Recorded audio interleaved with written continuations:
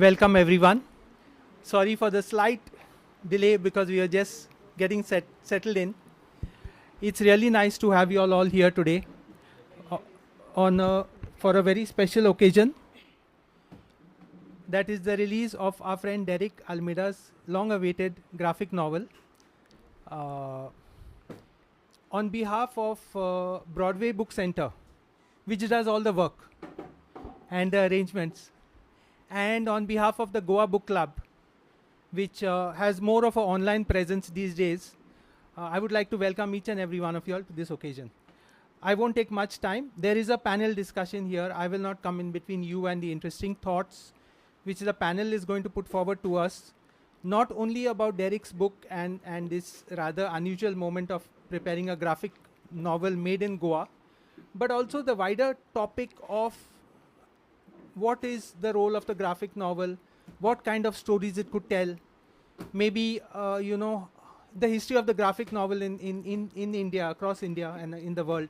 So we get an insight into this very kind of unusual form which we read of only as kids, maybe not as adults. So I'll just finish by giving a very brief introduction to each of the speakers. You will know all about them as you hear them out. Before that, I want to say one thing. The venue looks a bit crowded. It is crowded. The idea is to get you all here because we support independent bookshops and we want more of you all to interact with the books. Please spend time looking at the books after it's all over. Broadway has got an amazing collection of books, and I think some of us may be coming here for the first time even. So to introduce those of you all who don't know the panel, to start off from the right to the left, or maybe I should start from Mario. Okay, Fabian. Fabian is the man of this evening because every image you see is his work. He's done the art and the cartooning for the full book. Fabian has a big reputation online and in a whole lot of print projects in Goa, in the rest of the world, in the Gulf region. Your famous series is called the stickers, the icons. You have done some icons also, no? Online. Yeah, that's called. So, so he has these very funny Konkani icons which you could download onto your mobile phones and share them on WhatsApp and things like that. That was very popular. Derek needs no introduction. So I know Derek for the last 40 years.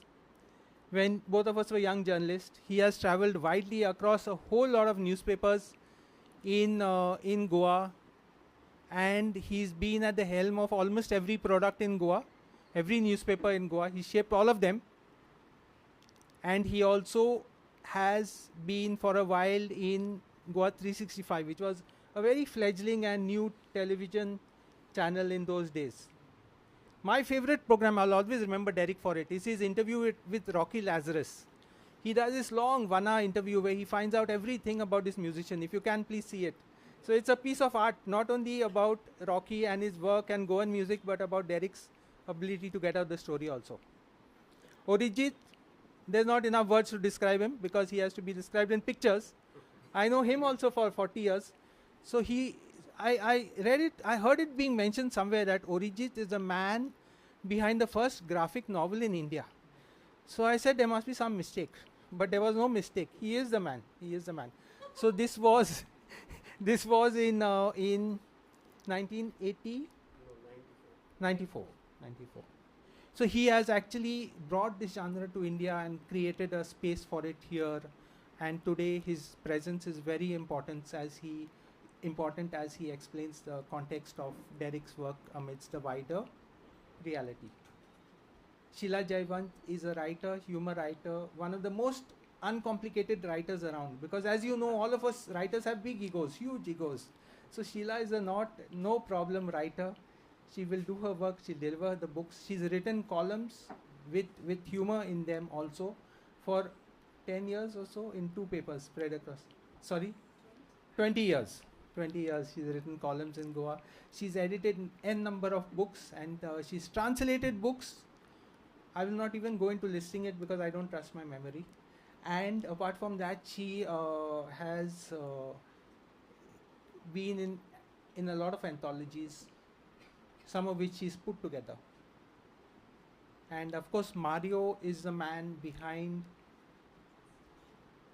A Twisted Child. A Twisted Child. That's his latest work. It's a series of short stories of the horror kind, and he's soon going to be the author, the writer of the book Betal. So, okay, I'm not going to try to pronounce that. So, Betal Stories Retold for Modern Times. It's being published by this HarperCollins. Okay, so that will be out soon. So, having said that, I'll leave it over to you all. I'm sure it's going to be not only interesting, enlightening, and funny also, depending on what ratio you all fix. Thank you so much. To Mario. Mario will. These are what, husband and wife? No, that's Okay. All right. Everybody can hear me, right? Okay. So I guess I should be starting with the creators, Derek and Fabian. But instead of that, I would like to start with Arijit because he is also a graphic artist. He's a muralist. He's many things, and I had to look up the term artivist. And I saw artivist. I said, what is that? So I looked it up. Went to Mother Google. It said combination of artist and activist. So he's somebody who uses his art to fight justice and oppression and to bring about a change in society. So I was very impressed by that.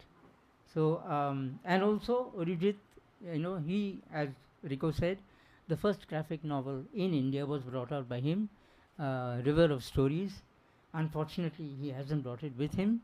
But Arijit, can you tell us, before we move on to Guru, Girls and Jude Without a Plan, can you tell us something about the graphic novel and how, you managed to bring it out yourself?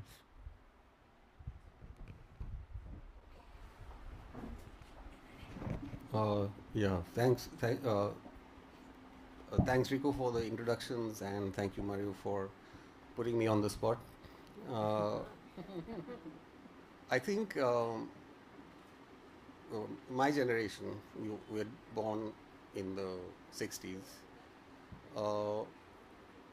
and especially in my case, my father was a government servant, and he used to get transferred from place to place. So usually he would be stationed in a small town because he was a surveyor, so he had to go and do his survey work in remote places. So we had absolutely no access.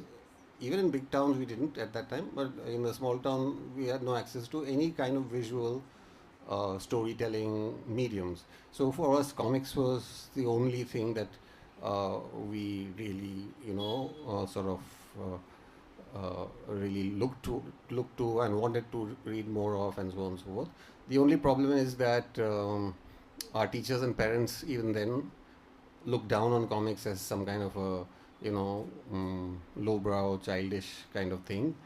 I mean, now when I think of what internet is for children, I mean, comics was positively educative, and anyway, so at that time it was looked down upon, but we were insistent on having comics. So we would get like small bits of pocket money to be able to buy comics or whatever, the very simple, cheap, easily available comics.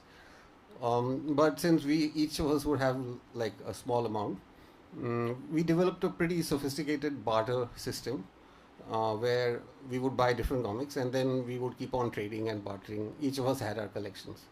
And somewhere along this process, I was, because I used to love to draw, I naturally started to try to draw my own stories. And without much success, because obviously, I mean, I didn't have any knowledge about it, or nobody was there to tell me, okay, you probably need to write a script first and then work on the image, whatever. I just start off like the way I read a comic. So I first drew the cover without knowing what the content is going to be. Then I do the first page, and then obviously I don't go very far because I'm confused, like, oh, what happens next? So, but I tried several times, and little by little I would learn. And at one point, so our exchange of comics was going on, and one day I thought, why not see if I do like a 5-page comic, can I get a Phantom comic from my friend in exchange for that? And to my great surprise, uh, my friend was willing to barter his Phantom, precious printed Phantom comic for my 5 handmade drawn comics, you know. So it suddenly gave me a big boost that I said, oh, I should make more comics. I can get all this, and the only purpose was not to make good comics, but to get actually the good comics which I wanted to read. And I remember that as a starting point when I started to make my own comics in small ways. I mean, in between other things. But then when I was in college, I came across what is often called, see, in the 60s in the US, I mean, meanwhile, of course, the whole comics thing was growing in various countries like Japan, the US, France, which had a kind of developed comics culture, and they were obviously it was not seen in those countries as just children's lowbrow things. The people were artists and writers were creating serious works in the medium, and I came across that when I went to college. I went to design college, and the library had really good stuff. And at that time, that was in the mid 80s, like 83, 84. Art Spiegelman, this American author, he created a book about his father's experiences of the Holocaust. I mean, he's Jewish, and that became a bestseller in the US, and Spiegelman got a Pulitzer Prize for it. And that's when I think the idea that comics can deal with very serious and difficult and complex subjects became much more popular. And of course, in our school library, in my design school library, we used to get Time magazine and all that. And Art Spiegelman and his book was the cover story on one particular issue of Time magazine. And suddenly all these years of people telling me your obsession with comics is childish, it's bad, don't waste your time. Even in design school they used to tell me that. Like, I used to try to make comics everywhere. So they would say, like, stop wasting your time doing that or whatever. So then I felt very vindicated when I saw that Time magazine cover story. And I went to my teachers and I said, see, this is what I'm talking about. You guys are behind your times. You don't know what comics are all about. And of course, the term graphic novel kind of became also popular at that time. That's that. At that point, so I was still in design school. I became certain that I'm going to be making my own book like Art Spiegelman. And I started, but I knew from my childhood experience that unless you have a very good kind of a story that you get committed to and a story that you want to tell, which is important for you, you'll never finish it. I mean, that was obvious to me by then. And so I was like looking, from then on I was looking for that story which is going to make me want to really tell it. And because comics making is a long and lonely process. I mean, you sit by yourself most of the time, and even if you are in a partnership with the writer, essentially, I mean, my sympathies here lie with Fabian because because I know how much work goes into it. Yeah, and how long it takes, and how much, in a way, like I'm saying, it's a lonely path. Nobody else can tell you anything. You have to do it by yourself. Yeah, thanks a lot, Fabian. Thanks a lot, Arijit, for sharing that. We'll move on to the creators, okay? And I'll start with you, Derek, because you're the writer. So I guess the story idea was yours and all that. Another reason why I want to start with you and not Fabian is because I'm jealous of Fabian. See, I always wanted to be an artist. I always wanted to be an artist myself. And then I got 8 out of 100 in drawing. So I had to revise, and so serious.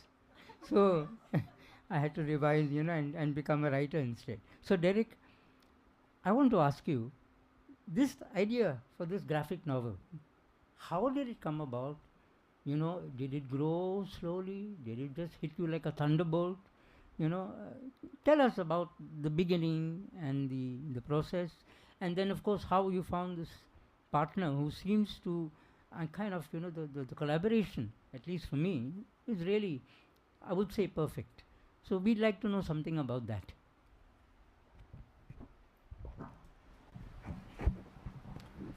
No, there was no thunderbolt or sudden inspiration. See, after I retired from the Goan every day, I somehow thought I should write a book. And I didn't want to do a lot of writing. So I thought this graphic novel will be very nice. I'll just write conversation, little description, and let the artist do the rest.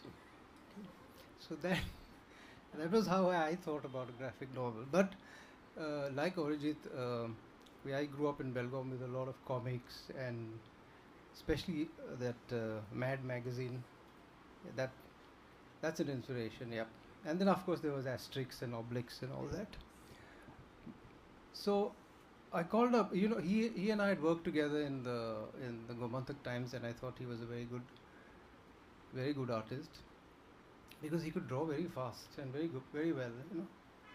So I contacted him, and he was quite excited about the whole thing because we'd worked together, and there was a column I used to write which he liked. So we had this meeting in Mall de Goa, yes, because there's one stall that serves very good black tea, and it's a little sweet, but it's okay. Yeah. So we sat there, and I explained to him, and I didn't really have a story in mind. I had a few ideas maybe linked to the story. And then I told him about it. I want to write about this topic, about this whole Gaurakshaks and all that. And he was very excited about it. He said, yeah, let's do it and all that. And we had this meeting, and he went home probably thinking that no problem, Derek knows what he's doing. And I went home thinking, I hope this guy knows what he's getting into, And there was no black or white, there was a hell of a lot of grey area. And we were both not sure how this thing would shape up, because I didn't exactly plan this is going to be the beginning, this is what's going to happen to the character, and he would go. I think I started somewhere in the middle of the book. I tend to work with scenes and then stitch those scenes together. Yeah. So I work out a good scene, then I have to start working everything from scene 3 to scene 7. And then I have to think of 5, and I have to think of 6, just to make scene 7 relevant to the whole book. Okay. So halfway through the book I said, okay, this needs a beginning now. So, because there was no beginning, there was no start. So I went, and then I started thinking about all this. Okay, it needs a flashback, because otherwise it's just a little bit too linear. So, okay, throw in one flashback. And that's how I stitched it together. That is why when I first met both Annie and Arijit, he said, it's very episodic. That's because of this way I was thinking. Now I realize it's just not the way to write a book. Yeah, there are better ways to do it. This is one of the worst. But so that was my process. And I said, I'll write it. I just have to write a script. This fellow said this fellow said that, little description. I'll pass it to him and let him do what he wants. So I passed it to him, and then he would send back some drawings and sketches, and this was going on, page 1, page 2. We were both lost at sea, actually. He didn't know anything about graphic novels, and neither did I, but we were moving along. Here, there, 5 pages went, 10 pages came. And then after about the 11th or 12th page, the drawings changed. They became very neat, and they became very clean, very organized, and something had changed. So I called up Fabian. I said, Fabian, are you outsourcing this work? I could say that to him because I know him very well. I wouldn't have said that to anyone else. He said, no, I'm doing it all by myself. I said, okay, then we got to go back and do those first 10 pages now to match these pages. I said, but we'll do that later on. And that's how we went forward. But it was still not okay. It was getting stuck here and there, because not because of the way he was sketching, but because of the way I was writing. I can write conversations and it can go on, but how to fit them into panels is a big headache. So one day I went to this library, this bookstore in again Mall de Goa, and I was looking at one of these comics, And to my good luck, this comic was divided into 2 parts. The first part had the comic book with all the panels and all. The second part had the script. Yeah, it had the script. And that's when I saw that the script is planned according to panels. You have to visualize that panel, write what you want to go in that panel, and then go to the next. So by page 25, we started that and went back and forth, and that's how we finally. Did Fabian ask you, are you outsourcing your writing now? So Fabian, you better answer that. Whether I'm outsourcing the writing. First of all, thank you all for coming. This book has been like, it's been like I've done my MFA 3 times. It took us 6 years to complete, but it was quite an experience working with Derek. Before, when I was working at Gomandak Times, I was used to his style of writing, and I was used to visualizing the way he wrote and to coming up with stuff. Even Aarti over here was part of the group over this. I used to illustrate even for her articles. So, it was a habit which had formed, but then I was on the lookout for a good writer wherein I could come up with a comic for a very long time. This was, I think, since college days. My ex-professor is over here, Savili. He knows how much I was into comics. I used to infuse comics into all of my ads, into all of my stuff, and I got most of my encouragement and my resistance from that place, especially Savili. Thank you, Savili. So, like Arijit sir said also, it's kind of a lonely path, not that kind of a lonely path. You like being alone because you have to be just into the script and you have to come up with something over there. And there were times when I used to read the script and I used to not be able to even draw one line. I was just looking at the blank frame for like 2 days. And Derek says, calling me, are you done with the page? I'm like, no, I'm still working on it. Just give me some time. So it was quite a roller coaster. Some of the frames, like if some of you all have seen the book, I have really focused on some of the details in the frames wherein I've shown the background and the foreground. Like say, suppose I'm standing over here and I'm talking. So if I have all 9 frames of just me talking, the person will get bored. They say, there is nothing interesting in this. So then I thought of it in a way like I'll show an angle from here when I can see this crowd, from here where I can see this crowd, from the top angle. And from the top angle or from even the back angle, I had to show the crowd doing something, not just sitting over there. Like there is someone texting somebody in the background. There is somebody else whispering to someone. So these were small nuances that I took from different artists' works, especially the late Mario Miranda, how he used to add detail. So that is something that infused in me in this book. After the page 25, that was we had to go back and redo a lot of stuff, because I got that kind of experience and I got that hang of, okay, this is the direction it has to go, because I was doing the book for such a long time, off and on. So it kind of just came through, the style just came through, and we decided to go back to it and change a couple of things and add a lot of things. So like I said, it has been quite an experience visually creating it. I feel like I'm more confident even if we plan to do something more through this book. It took 6 years. I told this one friend of mine that day and he asked me, why 6 years, man? I wrote 3 books in 2 months, he told me. I said, how? He said, AI. He told me AI. I just typed in the prompts and I did the thing and I took 3 books. And why you took 6 years? You can do more comics with AI. So I said, no. This is, I would not use artificial intelligence. I like to use all imagination, AI again, and I would like to stick to that. So yes, that is my take basically on that.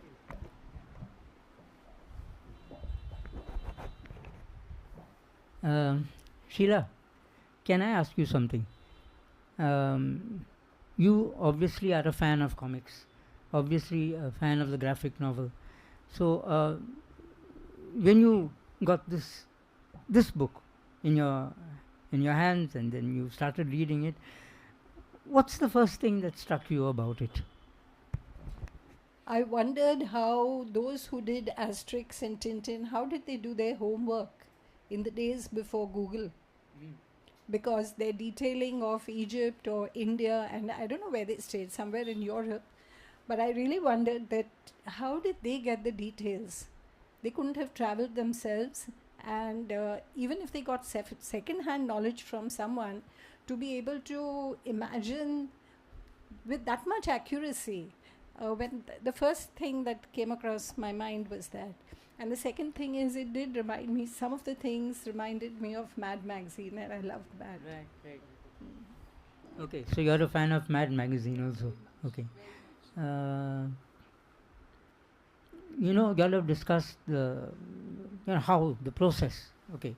Now, how much of observation of human nature, or day-to-day experiences, how much of a role do they play in crafting a graphic novel?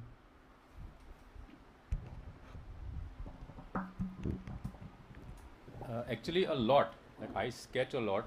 I have a sketchbook which I've maintained time and time again. So if I come up with an idea, or if I look at someone, if I come up with somebody saying something, I write it down, and then I sketch it out and I keep it.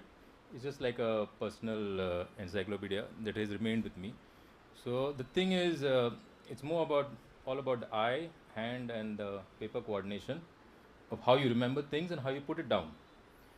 So automatically that becomes your second nature as you keep on honing your craft over time. I've been doing it for a very long time. In fact, this idea also was told to me by Sir Willie when I was in my second year in college. He used to always encourage me to keep a small booklet. You get an idea, anything, it could be the most stupidest thing also.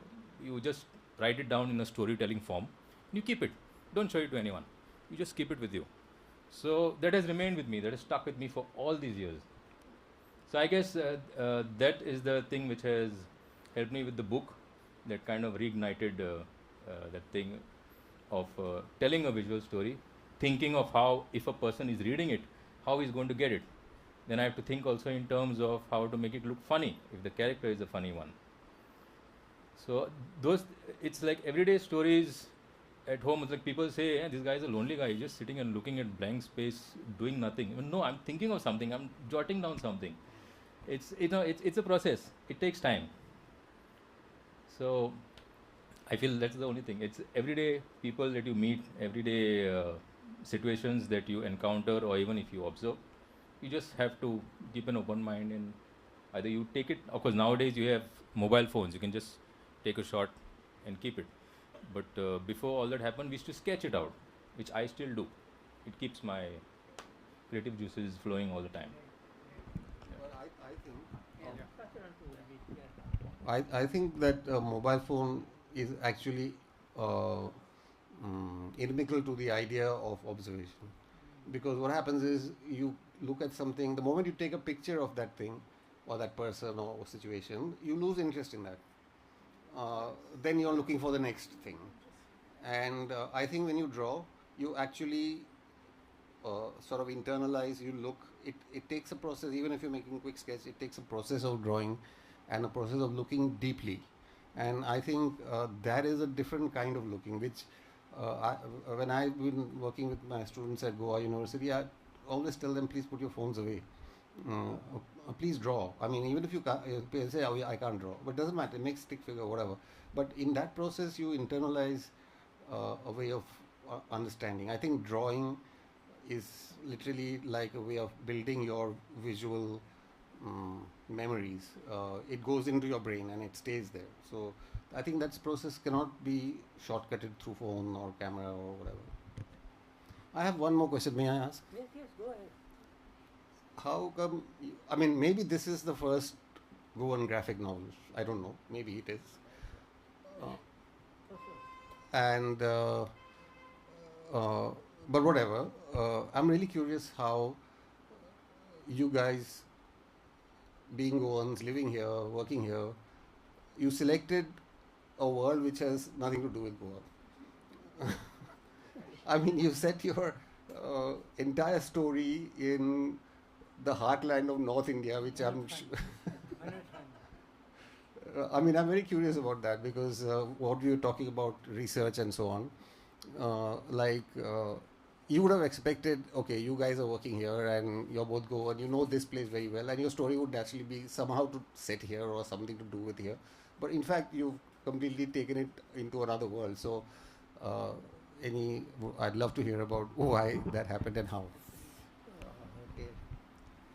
So, I've been a journalist for at least 30 years, I think, here in Goa. So at the end of it, I just had enough of Goa. Yeah. Reporting and editing and writing, and it was like, okay, that's enough, But more than that, I thought of the topic first, which was like something to do with this whole Gaurakshaks. Right. Yeah. And 6 years ago or 7 years ago, it was still a very a major topic. People would talk about it, but in Goa it wasn't such a big issue. So it was very difficult to set that this kind of a story in Goa with all its problems. And the other reason I said because of the other reason why I move away from Goa is because then it puts a certain pressure on me as a writer to adhere to culture, adhere to geography, to history, and all those problems. If I'm writing about an imaginary place, then I'm free from all that, and I can just create and make. Of course, I still have to root it in some reality, but I'm free from all this other stuff. I can create my own geography. I can create my own history, which is there is some connection. There is a connection to reality, but these other problems don't come up. So I'm free that way. So whatever I write, I don't write about Goa for this reason. So I might create a place. That's another book I'm writing. An imaginary place based on Goa, but not Goa. So again, I don't have these problems. So it frees me to do whatever I want. So that's why I chose this. Of course, then the book went in different directions. But talking about that earlier question you said about its relation, the relation to reality. I never understood this. I never knew what was going on in the process as I was writing. So when it comes to names, the place Manoj Khand is named after my neighbor. So a neighbor by the name of Manoj. And so that's how I started picking out names for people in the book. Yeah, because Joginder, Joginder, I hope you got his name right. I think he used to be. Do you remember his full name? No, he used to be a maid servant in my cousin's place in Bombay, and we got on quite well, two of us. So that name I think came from there. Yes, yeah. I just hope it's his name because it's so many years, but that's the name I remember. So, and I needed a short form for that name, which would be a little catchy. So Joginder to Jag became, it just flowed very well. So that's how. So some names of places, some names of other people, like the Madka Buki, who's there. His name is Alex. Yeah. Mascarenhas is just added, but there was a man called Alex who was the manager in the dormitory I used to live in before I got married, and he also had only one eye. He had an accident or something. So, but he was a very lovable character. So they're all coming from real life without sort of realizing things. Even the story as it flows, I realized after some time this main character sounds a little bit like me. How come this came in? Yeah, I was a dude without a plan, yeah. But, and I never realized this till I finished the book. And I looked back and I said, yeah, that's it. So that's the real. Yeah. Taken from real life here, there. Of course, the attributes of each character are not exactly these people. They're different. They are things that I imagined, and he drew. Right? So to match that, I mean, that is his genius. Sheila, do you have a question for them? He's talking about names. What about Out of Luck? And Corporal Sikhna? That's not real. That's not really from people. They give it to Those you. are imagined. I guess so. Those names were imagined. Okay. All right. Now you've spoken about, we've seen that Jaginder is from, is from Manoj Khan, and you've spoken about Gaur Rakshaks, and so many things are there. Okay. Are you thinking of getting Jag to Goa in future? Is he going to have an adventure in Goa?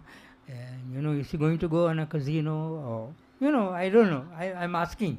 I'd like to know. Yeah, will it be a series? A lot depends on Fabian, because sketching.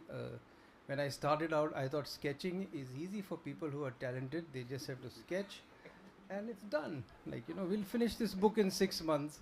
And then a friend of mine said, a book like this should take you 2 years. Like, I was deeply shocked, And then it went to, as I went through the process, I realized that sketching is really hard work, very hard. I mean, if I knew it was so hard, I would have made it 80 pages or something like that, and told the story faster. But I didn't realize that. So when you say about a series or anything, lots depends on Fabian. Though I have a couple of ideas. One is called Jag and the Rusty Goblet, where he gets some superpowers.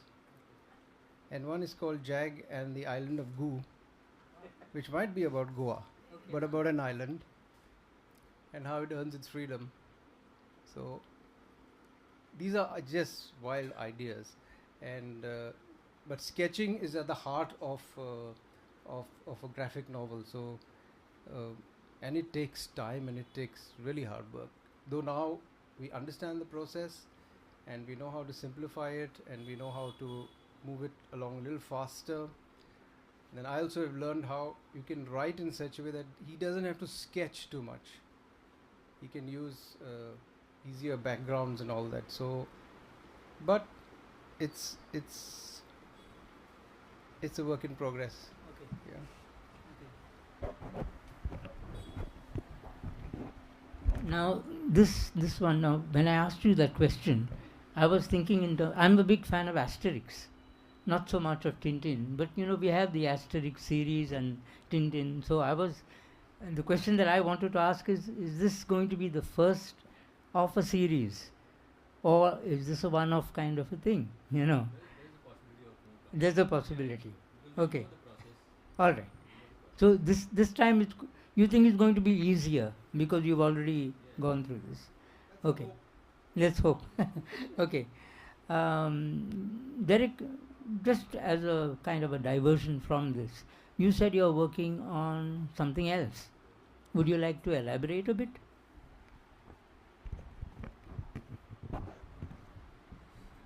Before I say anything on that, I would really like to know Sheila's thoughts on the book. Really, yes. Yeah. Very, very refreshing to read something that was so different. Guru girls and a dude, and you've brought up some otherwise sensitive political points without any malice or rancor, and you've kind of carried it through. So, administrator, what to do? So, notes. Page number 14. I like this little dialogue. Get him, fry him, drown him, who are we chasing? And the last guy says, I'm in it for the cardio. We're chasing somebody. I love that. Correct. Then one person asks a Muslim guy, how many wives do you, what about your other 4 wives, other 3 wives? That guy says, I can't manage 1. You want me to have 3 more? And one of the guys, he says that, why don't you go to Mecca? So he says, how can I go to Mecca? It's so far away. He said, I thought it was Aspas. Yeah. So I like that very. The tea shop. I don't know if you intended it to be political, but I read it like that and I loved it. So even the bargaining, that little thing that you have, 4,000, 5,000, 3,000, 2,000. I like the way it was depicted. Then also the bad teeth. I'm armed to the teeth. That was very nice too. Yeah. And I used it with a couple of friends who are in the military, and I told them, you're armed to the teeth. So, anyway, I like the names Corporal, Sikhana, and Out of Luck. I like the song, page number 69, We Shall Not Be Cowed Down Today. And who gave this title? I don't know. Guru Girls and a Dude Without a Plan. That is catchy. So if I were to see this title somewhere, out of curiosity, I would pick it up and see what it is about. And of course, today we came to know that this was reality, but I had already put it down, page 89, cows. Small cows are being disguised as chickens and being transported from state to state. Did you people know that? You didn't. Now you know. Okay. It really happened. Kerala to Karnataka, I think. Cows are being disguised as chicken. Guys, be very careful what you're eating. Okay? Yeah. And then, of course, LET, MET, PET, you could have worked on that a little more. Page 105, the mobile tower being worshipped as God. And yeah, but my life is my phone, which is the truth. So it's reflected in the comic. I got it. Rico, if you can put your camera down for a moment or contribute to the discussion, you wanted to bring up something about graphic novel and Goa. You had certain questions or observations or something. Just one question. Everyone seems to be part of the in crowd, knowing exactly where your graphic story is going. But there would be some here who don't have a clue. So can you just refresh our mind, tell us where the story is going? And secondly, the publishing process, what were the difficulties, challenges with it? Because although I'm in that game, I know it can be quite unhelpful at times. About the name first, before I get to Rico. Yeah. No, she asked. She said something about the name. So I tend to start out with the title and then write everything. Okay. So I started out with The Mad Adventures. No, first it was when I met Fabian, I told him the title should be I Want to Be a Gaurakshak. And then, then we said, okay, this I asked my wife about it. She wasn't impressed at all. So then it changed and it went to the Mad. There was a movie long time back called The Mad Adventures of Rabbi Jacob. So I said, I'll call this The Mad Adventures of Gaurakshak. And that stuck. And that went on for a long time. And then I happened to get in touch with Annie. And I said, just read the book and give me your feedback. And then he gave it to Orjit as well. And when I went to meet Orjit, he says, my suggestion is you change the name. Don't use this word because Gaurakshak, because there are many people who will just read the title and get irritated about it or something, and they won't even read the book. So then I said, okay, we'll change it. I also wasn't too happy, but I couldn't think of an alternative. And when he said it, I said, okay, now it has to be done. So I came home and met my younger son. He's there somewhere, Rohan. He's a writer too. He writes code for computers. Yeah. And so he suggested having an alliteration. He says use 3 words, don't have a title. So we came up with Guru, Girls, Goons and Goons. Adventures of a boy without a plan or something. Still it was not okay because goons didn't fit exactly into the book. Yeah. People who are there not portrayed as goons in the book, so goons didn't make sense. So then we linked everything and said Guru, Girls and a dude without a plan. And that remained, and that when I checked with several people, they really liked it. Even after the book came out, many liked the name and the combination of the name with the front cover artwork by Fabian. It sort of linked up very well. Now about publishing. So I knew I had to get a publisher, and I also knew through a lot of interaction with Rico that we had to get, we could also self-publish. So, so I said, how to get this publisher? So then I don't know who I spoke to. I said, no, you got to get a literary agent. So I spent about 8 months writing to everyone. Went on the net, as many as I could find. I just wrote to them, sent them copies, sent them briefs, sent them everything. And they have this one clause in, when you read about them. They say, if we don't reply to you in 1 month, it means we are not interested. So month after month it went on till I said, now this is not going to work out. I'll do it myself. And that's how I became the writer and the publisher. And I don't know what difference that really makes, but I think it does, because when I presented the book to Sheila, the first thing she did when she opened the page was, who's the publisher? Yeah. I think it makes a big difference. But I really couldn't. I mean, so that is that, yeah. And the story in brief? Story in brief. So the story really starts about a boy who wants to come to a big town to find his fame and fortune or make something. He has no real big plan, but he comes there in the restaurant, in the tea shop, and we have this first page which shows the town, and every shop in that town is named as best chappals, best tea shop, best hardware, best this and best that, because it's the best town. So, and then a little background of his parents who went down south and came, how he met his mother and all that. And then he moves to town and things don't really work out according to plan. He wants to start this tea shop, but he doesn't have the money.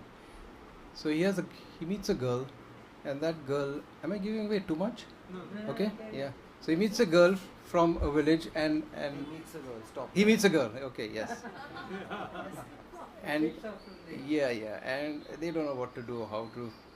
So she suggests that he robs some of the grain from her father and sell it. So he sells it and bets on a India-Bangladesh match.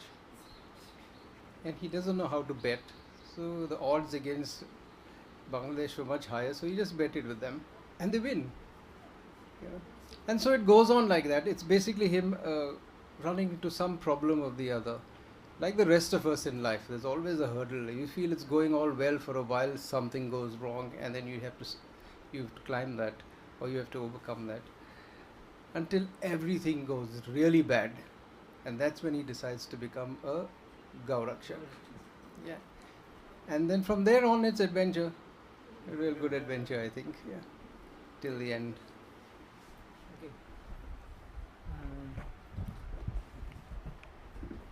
Before we throw it open, for questions and all that, Annie there is trying his best to hide and, pretend that he's not here.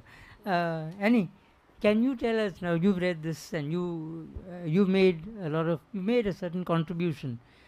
So can you say something about this book? Because you yourself are an artist who's, yeah, sorry. For the rest of you, Yeah. I started writing for comics at the age of 65. And I sent a story which I pitched to him, I think for 2-3 weeks. When I started writing, it used to take like 3 months for an editor to respond. And here within 3 hours, he would say, too long, cut it short. Again, I would cut it down to say 400 words, too long, make it shorter. So I had to really, really do a lot of hard work to chuck out many things. That is how Annie works, just to let you know. Oh, that's very good, Annie. Okay. Can we pass it on to him? Yeah. Okay, thank you. Against all my wishes, you have managed to get me into the picture. So yeah, it was great fun looking at the it was kind of a, not, I wouldn't say a first draft, but a semi-finished version that I looked at. And I was particularly struck by the the complexity of the storyline. I thought that was great fun. Yeah, lots of twists and turns, and so it's a book that as you read it, you want to keep reading it because there's so much that constantly happening, and it keeps going from one thing to another, which I thought was great. And Fabian's artwork is fantastic, so that also keeps you really sort of engrossed in the story. So I enjoyed reading it. I enjoyed giving. I gave him nothing much like that, but yeah, whatever little bit I had. But I in fact do have a small question to ask. So because like you, Derek, I'm also primarily a writer, and so when I'm working with comics, I'm usually working with an artist like you have with Fabian here, and so I write scripts for artists. So I wanted to ask you, I haven't seen your script for this, so I'm asking that how much visualization did you do of the stories, and did you have a lot of detail in your script as to what you wanted in the panels, or did you largely give outlines and leave it to Fabian to fill in the bits and pieces? Before you go, tell us about Comic Sense. One word. One word. Oh, terrific. All right. Okay. So Arijit and I are 2 out of 3 members of the editorial team of a quarterly comics magazine called Comic Sense. It's mainly for young people in the range of 14 to 18 or so. But frankly, like with most good books, comics, whatever, can be read by anyone. I think it will be of interest to many people. I don't know if we used to have some copies here. I don't think that's anymore. But anyway, so that's Comic Sense. Okay, so Derek, about your script, please. Before that, I'd just like to say that it took us about 6 years to make this thing, to come out with this. And during those 6 years, we met about 4 times. So, Just 4 times? yeah, 4 maybe 5 times, not more than that. Because every time I would call up Fabian, I say, Fabian, we need to meet because there's something we need to discuss and all that, and he would say, no, Derek, no need to meet. You just send it by email. So I had to send everything by email to Fabian because he just didn't want to meet. He thought it was a waste of time meeting and talking about the same things and all that. Yeah, you send it, I'll do it. He was like that. And so I would have to send him corrections like, page 35, panel 6. Change dialogue from this to this. And there would be like 4-5 emails of all these changes. And this fellow could actually understand all that and make all those changes, which and actually have the patience to say, you got more changes, okay, send. And any other artist would have sacked me a long time back, but he went on making those changes. There had to be panel changes and all that. So he would, okay, we'll reorganize that. Okay, we'll change this. Because the process was all very, very bhaji type, okay. But because we both didn't know anything. He knew to sketch, I knew to write, I had a story, that was it. Now about visualizing, a lot is his work, a lot of it. Actually, most of it is only characters we used to decide. Okay, I want the character to look like this. He has to have a beard, or he has to thin, or he has to be, and he would somehow send me something. After we moved to panels, when we actually started working with panels, that's when I would visualize the panel and say, okay, the boy has to be there with so-and-so or so-and-so, and then leave it. The rest, the background, all those things is something, it's all his imagination. The forest, everything else is, it's pure unadulterated Fabian. Yeah. But visualizing a panel and doing all that became a little easy for me because I worked in Goa 365 where you had to think in pictures and not so much in audio. So that became a little easier. Once we were there, I think the process moved fast, except for times then for 3-4 months I would fall asleep, and for 3-4 months he would fall asleep. for another 3 months he would have a lot of work, other work to do, because he's purely an artist. He earns his bread and butter through art. There's nothing else. So I would say, like, I can't interfere with that. Yeah. A starving artist is of no great help. Yeah. So yeah. So that to answer your question. Yeah, let's throw it open. Why did Aarti ask? Yeah, why I didn't want to meet you. Why? I could understand from the scripts as we were progressing that I could do it over there, and there was not really a need unless it was really going. The story was going, somewhere out of the context. Then only we used to meet and discuss where to cut the frames and all that. The only time, there were certain times when he used to send me a lot of text. He would get into the writer's mode. And there's a lot of text. Even fit this in the panel, and I'm fitting in the panel. There's no place for even one illustration to come in that. So I sent him a screenshot. Please cut the text.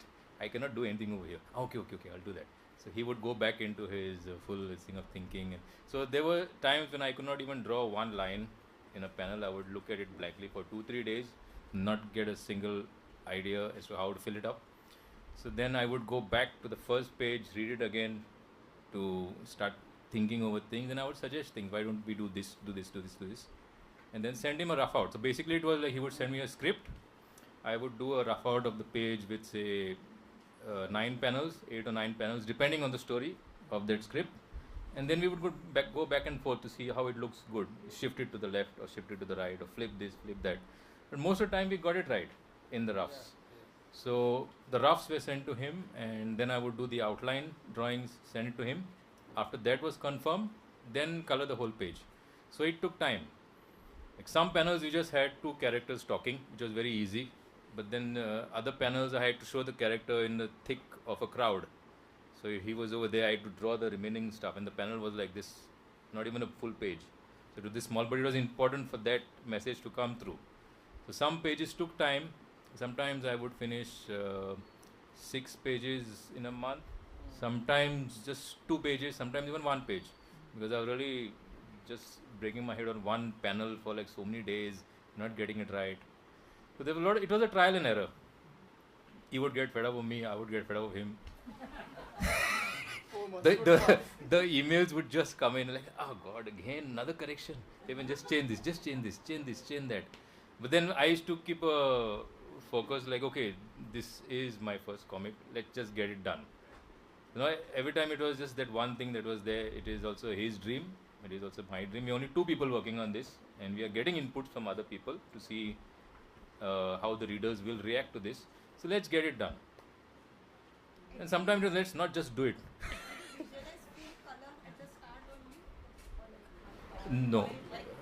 You wanted color, no? I wanted color, I wanted black and white, because we were thinking of the pricing cost. But I said it's better to keep it in color because since it's the first, and I've seen a lot of graphic novels where you just have full panels of just characters talking. There's a left, right, and there's a lot of text. I didn't want that approach. I have read the Mad comics also. I have read this comic Is No Good, which you even get over here. Is No Good is a very funny one, Asterix, Tintin. So I know that they create a lot of angles, interesting angles showing the surrounding also, which impacts that character. So I said, let's do that, let's try it. I have never tried stuff like that. I said, let me do this. You never know, you may never get a chance again. So finally we are here with the book. It happened.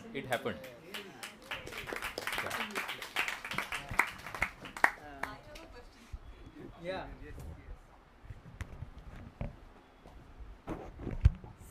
I wanted to know if, this is like a North Indian heartland setting.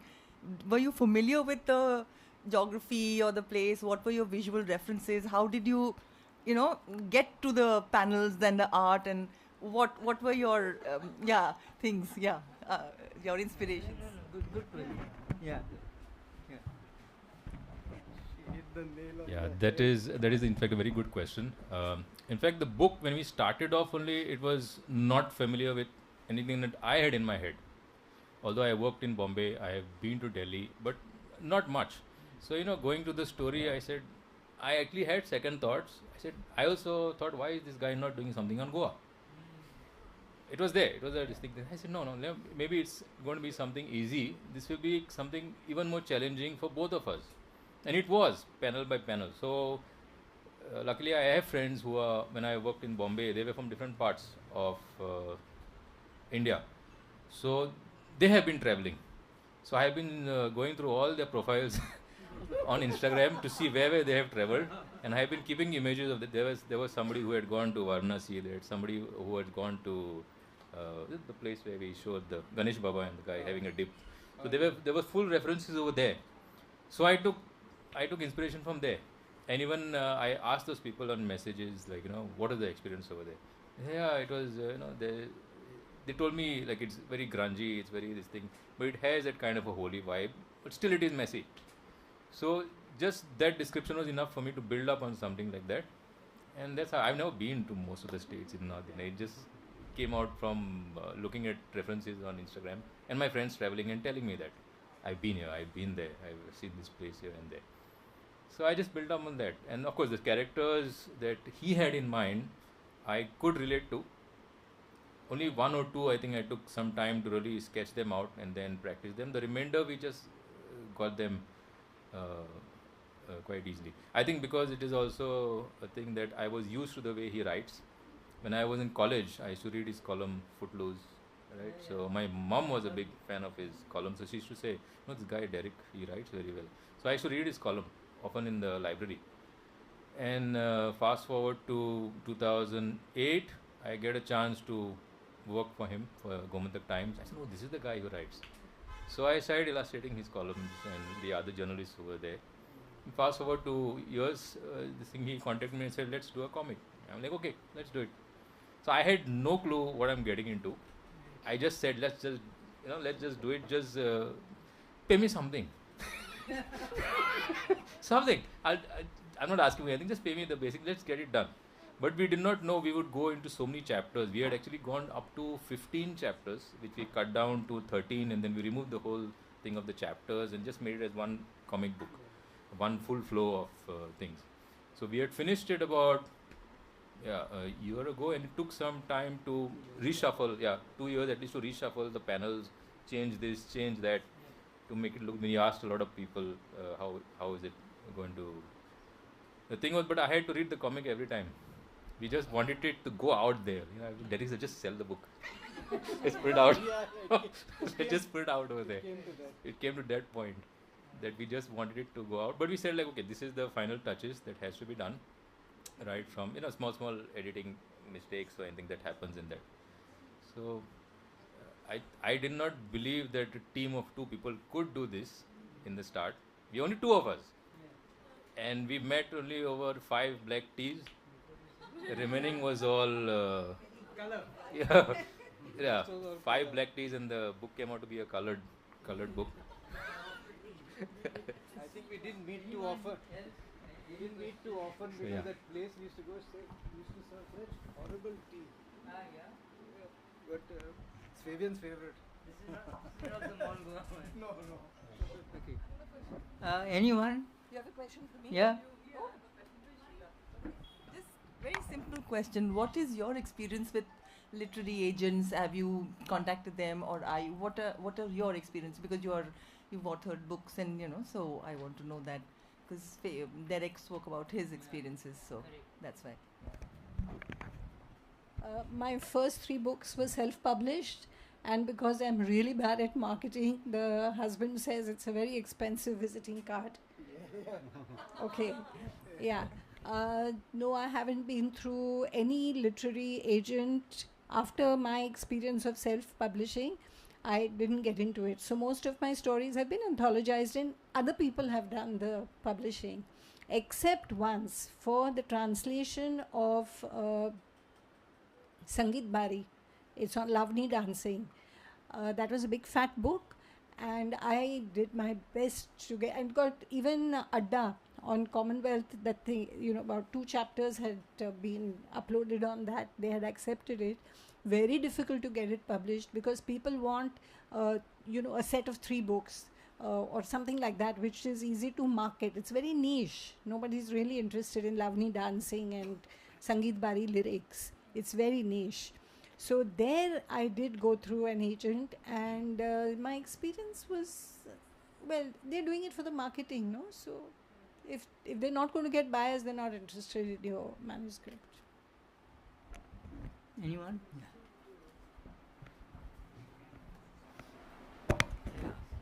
To Arijit, when you started reading novels, or I mean not novels, comics, and I used to read comics, so one had to hide it and read it, as you rightly said. But now with his illustrated book and the attention spans, ant-like attention spans, and how we writers are, that nobody wants to read books as such, and it's such a tough time to run a bookstore. I think that you have written, that he has written an illustrated book, you think it's going to come back into fashion, and I think people will want to read illustrated stuff now more than a novel, pick up a novel. So if they had a choice, I think you should do well, very well, with the attention span of youngsters and even ours, like we are flipping channels. So, so here it will be very nice to see a visual book. So that's my question to you, Arijit. You feel that rage is going to come back of comics? Oh. Thank you. I had a corresponding question to Arijit. What is the scope of graphic novels in Goa because of the comic sense? Yeah. So I think I'm very heartened by this phenomenon called the Indie Comics Fest that happen in various towns and cities. Now it's spreading. It started in Delhi, and it was a festival that was a comics festival started by a bunch of comics makers who thought this was a way that they could reach out to and attract public, and it really worked very well. And they keep usually for a day only, but comics makers, they invite comics makers to come. They'll give them like small tables, and people can display their works, their self-published books, or even digitally printed 5 copies, whatever. And it's become very, very popular. People are like really flocking to this because, and it's encouraging more young artists to create their own comics because they feel, okay, there is a way to market this, and audiences are also really warming up to this idea. So I think we were talking about publishing just now, and I don't think that we need to depend on traditional publishers and publishing. I think the future of comics lies a little beyond that. In any case, the traditional, with context to comics and graphic novels, the traditional publishers don't really know how to deal with it, because many of them, like Penguin, HarperCollins, they publish my stuff, but they don't really know who to market it to, how to market it. For them, it's more like a prestige thing. It's like, oh, we do graphic novels, it's kind of a cool thing to do. But then they don't, so they'll put in, for 1,000, 2,000 copies, they can put that money down just to get a kind of nice image of what kind of cool publishers they are.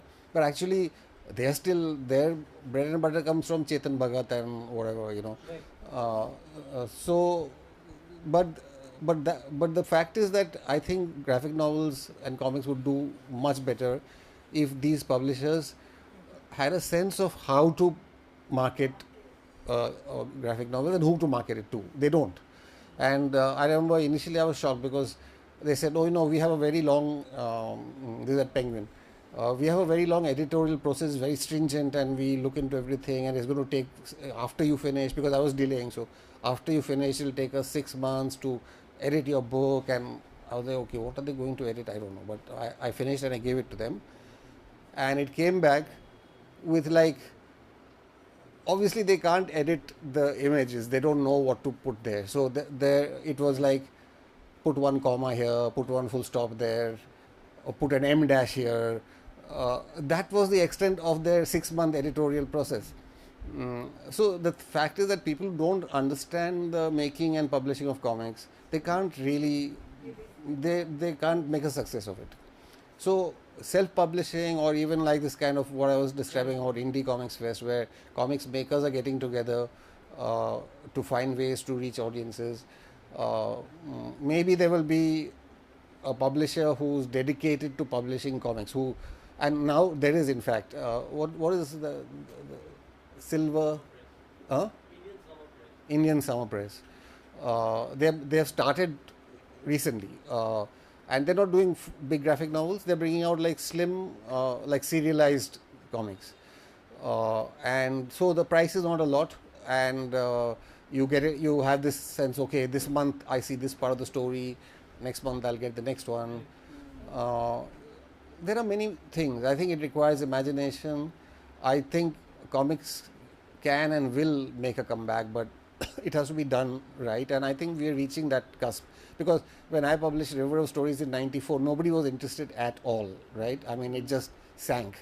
So I've seen that entire gamut from there to what's going on today, and I think I feel hopeful. There is hope. Yeah. We need somebody. Fabian will be in great demand. Yes. Because he doesn't need us to Yeah. He doesn't want to meet more people. I'm just going off track a bit. We did a small experiment in school. It was called DEAR, Drop Everything and Read. And we kind of convinced the children that it's very passé and it's very unfashionable to have phones now. Reading is the in thing. So we sold the idea to them that just for 1 hour in a month, we are all dears. We're all drop everything and read. And it worked. Not with everybody, but per class about 7 to 10 children have got back to books. So I do think it is the way, like Bookworm does a brilliant job. So I just think it's the way you put it across to children. I just need to answer Aarti's question. So Aarti, this was, I was talking about comics as what's happening on the comic scene in India overall, and these indie comics fests are very heartening, and they're happening now in Delhi, Bombay, Hyderabad, Kochi, in at least 7 or 8 cities. They happen every year, but it hasn't happened in Goa yet. But I think there was only one, but yeah, that wasn't, whatever, the team that kind of put it together has they kind of fell apart, whatever, I don't know. But one way would be for people who are invested in comics, which means comics makers, but also comics readers or comics editors or organizers, to sort of see if there can be, is to start off a regular Indie Comics Fest event here in Goa. I think that would be great. And secondly, it would be, like I'm saying, with comics, it's wonderful to have a dedicated comics publisher. Like you see, like in the States, for example, in the US, where there's a big comics culture, they have like kitchen sink press. They have a specific presses which are devoted only to comics. And we need maybe small press, at least one like that in Goa. Maybe a bookstore dedicated to comics. Because comics is a kind of a subculture, and you have to create it. You have to create that subculture. There are people there, but you have to create a reason for that subculture to come together. What about this? There is this publishing company called Bluff, no? Yeah. Okay, they do a lot of quirky stuff. They wouldn't be interested in I mean, like if you showed them something like this, you know. It depends. I mean, they would be. In fact, they publish my new edition of the River of Stories. So they do publish comics and graphic novels, and this guy Rakesh, the publisher, he has that sensibility. He understands comics. I mean, although he publishes all kind of stuff, he has the right kind of sensibility to actually go for comics, and but his sensibility also is, it's quite personal, as in to say a bigger publishing house like Penguin or something is not guided by a person's sensibility. It's like an editorial team of people and some policies and all that. he will choose something which appeals to him. You know, it's a very personal kind of a thing. But yeah, we need more people like that. We need somebody like that in Goa also. Just to add, this is a very fascinating discussion on publishing, and I think that we have a lot to learn from it. I disagree with ma'am when she suggests that book reading is dead, people don't have attention. It's not the case. In fact, today more than any time in the past, to break into print is very easy. Okay, now selling it is another matter. Because anyone can go and reach out to a printer and print it anywhere. Now we are publishers ourselves, but I don't think that we hold solutions for everyone or even most people. If you feel that self-publishing is the way to go, I will encourage you into doing it. And I think there's no one better than the author to create a market for that. As Arijit said, we need someone dedicated to all these niche areas for graphic novels. Only someone who is dedicated to it can do a good job out of it. So I'm saying, ma'am, that publishing actually has the chance to boom. Anytime in the past have we seen such a variety of books? No. And books can be published locally on subjects which are small markets, which are not considered to be markets for anyone else. You can do a 100-copy print run. So that's not a problem. The thing is how to challenge it, how to market it. And I think authors also think that we are beyond marketing. We don't have to work there. That is where the work starts. So if we find models, we can do it. We can do it. Can I add a little bit to Please. So many years ago, I think 2010, 2011, some 15 years ago or so, a few of us had got together with the idea of bringing out a Goan comics anthology around the same time that the Power anthology was. Soon after that, I think everyone got excited, and there was a publisher who was quite interested in doing it. So with him, which is Hornbill Press, Dilip Prabhudesai. So with him, Jose and me, we organized a sort of a session at the Central Library on comics. Just publicized it through our own channels to see what interest there was. And that session was held in the main auditorium in Central Library, which is quite big. And it was packed, like there were people sitting in the aisles and all. So there is a lot of interest for sure. And Dilip was quite interested in bringing out this thing, and a lot of conversations were happening. But then he got into Goa Forward Party and the whole thing fell apart after that. So yeah, there's that. So, but, yeah, you know him.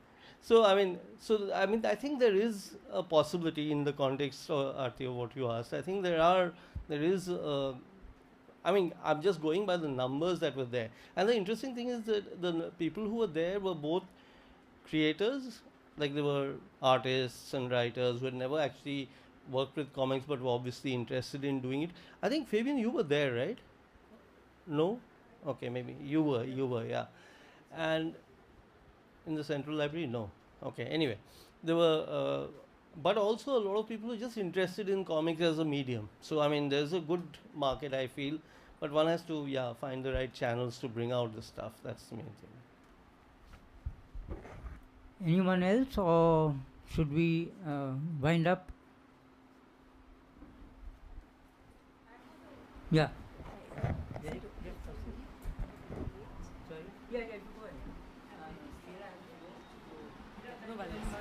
Thank you. Yeah, you carry on. Okay. So, question for Derek. When you're scripting, so thanks. So, when you're scripting, do you decide the point of view for the characters, that is going to be first person, third person, dialogues, no dialogues? Do you put that in the script, or is that something that develops as you work with Fabian? You understood the question? No? Yeah. I wrote dialogues, yes. Okay, between so and so. When we got to panels, then yes, we had to we had the dialogue, we had the picture, we had the mood. what would be the mood of the character there? Or is it an action, somebody hitting someone or something? Yes, everything had to be decided and passed on to him, and then he would improvise. There very often when you write a script and and you decide, okay, this is how it goes forward. He sketches, and it's maybe a little off. So, but when it comes back, it's good. So then I used to alter the script to fit into this, because this was really good. Yes. So it was a very back and forth kind of process.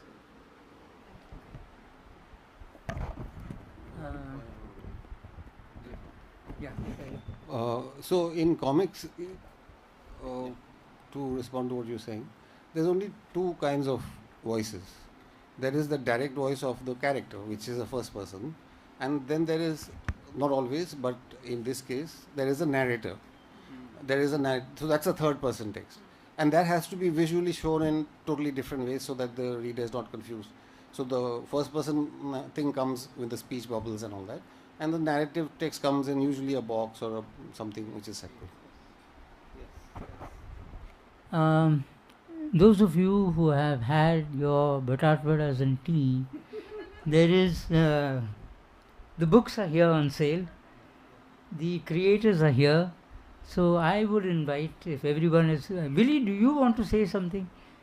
Do you want to ask or to say something? You are, in a way also, I mean, Fabian, referred to you as a kind of a mentor figure, so please. And you've come with a very graphic kind of a shirt, which is very nice.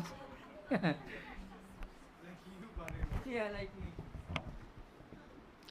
In fact, first about Fabian, one of the most promising students whom I have taught right from the beginning. In fact, when we had gone for a tour, when we came back, we saw one nice graphic cartoon of three of the professors who had accompanied the tour.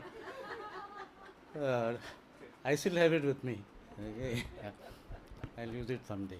And yes, this, as I was listening to everything, this graphic novels, I think, has a future as of today, because we are somewhere in between visuals and reading, and if we can get both together, there is nothing like it. And in fact, I just want to make a mention that way back in 1983, 84, Apurva Kulkarni, you must have heard of, Apurva Kulkarni, myself and another person, our classmate Shamir Dennis, now he is the editor of this. The three of us actually started working on a graphic novel then, with just a camera with us, thinking that we'll take photographs, like a photo novel. But the resources are very few. The money was not there in the pockets.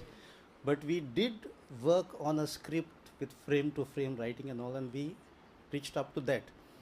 And thinking of it, I feel today that it was not a waste of time. We learned a lot. And today, if we have to get together again and we can do it, we can finish that. Thanks to the inspiration through this novel. Yeah, thanks. Yeah, thank you. Yeah. Okay. I just want to say a special thanks to Khalil Ahmad. There he is, the quiet man behind the counter. He owns this bookstore, and he keeps it open to events like this, which is very great. Without him, and I've known him for the last 30 years from the time he had his exhibitions. So, big thank you to him and to Rico, because when I first wanted to write this novel, I went to him.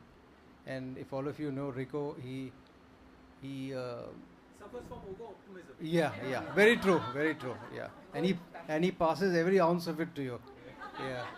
So that's how it went through. Right to the end, he went on pushing here and there, and thank you to Mario, to Arijit for being here, and Sheila, of course, she's just left, and all of you for coming here to make this very colorful and successful. Thank you.